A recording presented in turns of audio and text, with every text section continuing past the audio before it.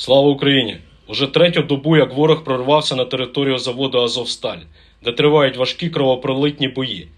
Оборонці міста вже 71 день б'ються сам на сам з переважаючими силами противника. Та чорт забирай, проявляють таку витримку і героїзм, що Україна повинна знати, що означає бути вірним батьківщині.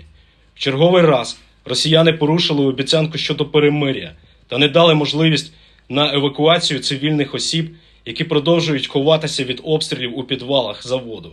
Закликаю світову спільноту евакуювати цивільних та особисто звертаюсь до Верховного Головнокомандувача, щоб подбав про поранених солдат, які в страшних муках помирають від неналежного лікування.